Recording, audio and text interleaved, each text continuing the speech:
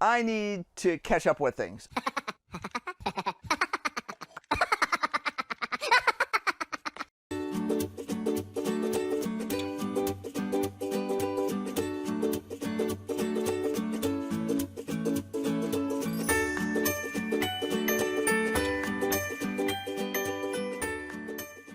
On to seeds. Now, I've got two kinds of seeds that are going to go in here. I've got lettuce that's going to go in here, and I've got this tray that I'm going to fill with spinach. Now, we used this tray last year, and I actually had not planned to use it again this year. At certain times of the year, it's kind of a pain to keep it damp enough, but it should be fine in the wintertime. It's just that once spring comes along, it's hard to keep it wet enough because it's so shallow. Now, this is a wicking tray, and I know I did a video of it a long time ago. Not the best wicking tray, but I had wanted to have a tray. I didn't have anything bigger at the time, so this has got a layer of perlite in the bottom, so it acts as a reservoir, and then there's a drain hole. This is an old roasting tan that we had that we didn't want to use anymore. It's a bit scratched up inside, and we got a new nice one somewhere along the line, so this needed to go away. But I hate to throw away things like this because the minute you throw it away, that's when you'll need it. So this became a spinach bed last year. It's raining on us. The wind is starting to blow, and every time the wind blows, the rain comes off the roof. Now, spinach gets planted half-inch deep. I was thinking it was a half-inch deep, but then I was scanning that. I don't remember how many rows I did last year. I think I decided that 3 was the best plan.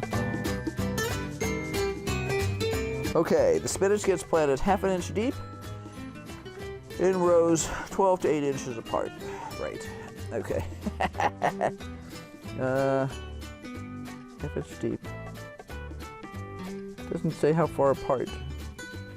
Anyway, I think last year it worked really well at about an inch or so I'm going to give it an inch or 2. Sometimes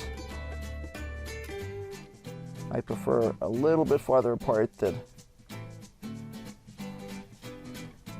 they'll say on the package. It depends on, I'm not growing in 20-foot rows here. I'm growing in a little teeny pan, and my goal is to get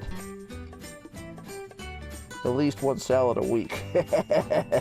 How's that? Or at least 1 meal a week. And usually, once this gets going, we can get more than 1 salad a week, which is awesome. We love spinach, and we love it both as fresh spinach for salads and also as cooked spinach as a green.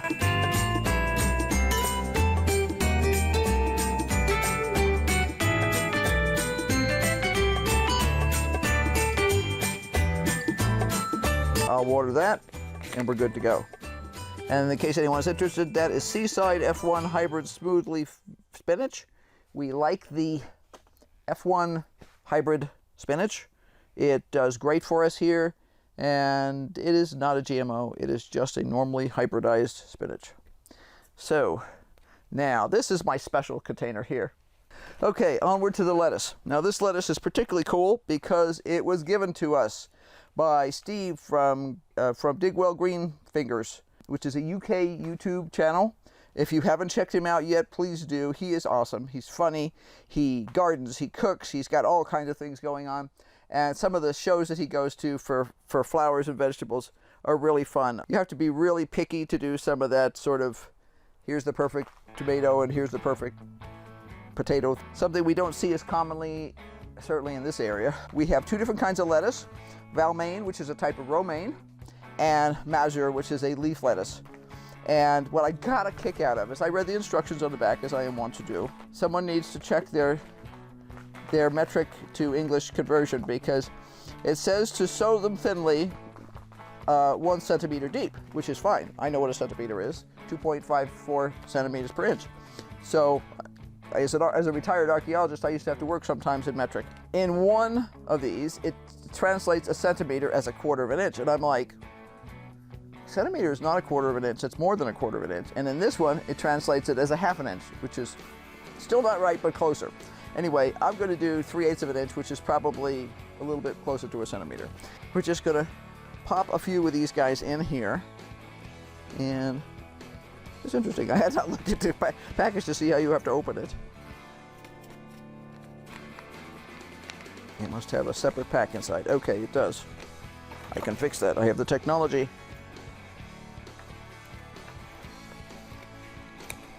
Most American seed manufacturers or seed sellers do not use a separate interior pack. So, okay, Keel, I can do that. I'm sure these are going to be obnoxiously small because lettuce often is obnoxiously small. But I'm just going to put a couple in each one of these little things here. I'm going to start just one row of the mazur, which is the leaf, and the valmain, which is the romaine, this week, and then in a couple of weeks I'll start a couple more because I want to stagger them.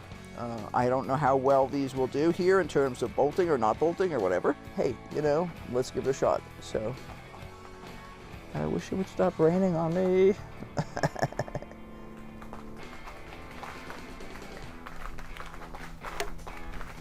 I don't know if you guys can see this or not.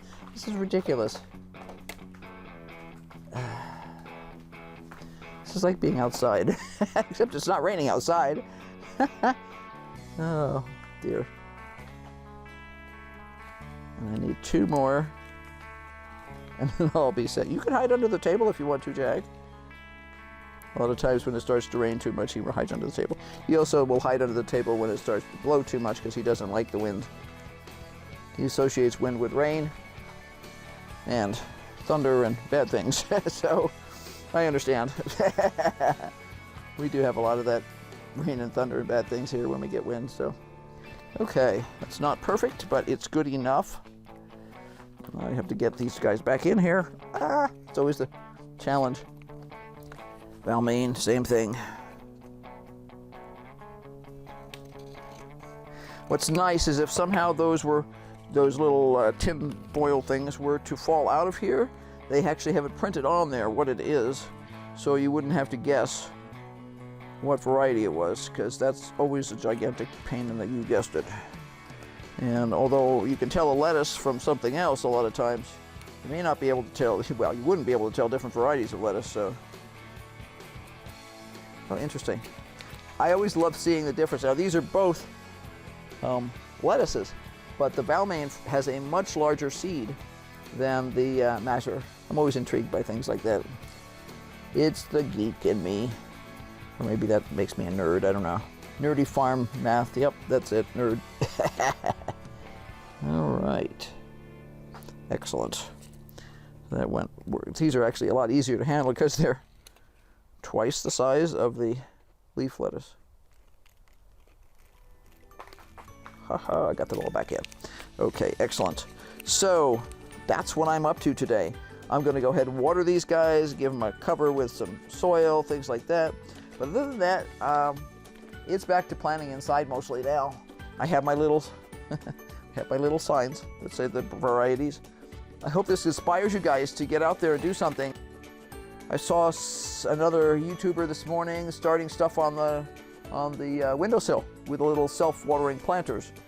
You know, there's an awful lot you can do, especially lettuce, because it doesn't require a lot of light in comparison to most other vegetables. Any of your vegetables that produce fruit, like tomatoes and peppers and things like that, require a lot more light in order to get a crop. But things like lettuce just really don't require that much. So, you know, you could take a pie pan, you could take something like this. This was the bottom, oh, I don't know what came in there. Probably pastries, that's my guess, came in here. But this was store-bought pastries. You can grow in things like this. You don't have to have anything fancy. This is an old throwaway baking tin, and this is half of a annual pack that I got from a big box store a couple of years ago. It's not in the greatest shape, but it's good enough to do this. So give it a try. Until now, we'll see you later. Have fun. Bye.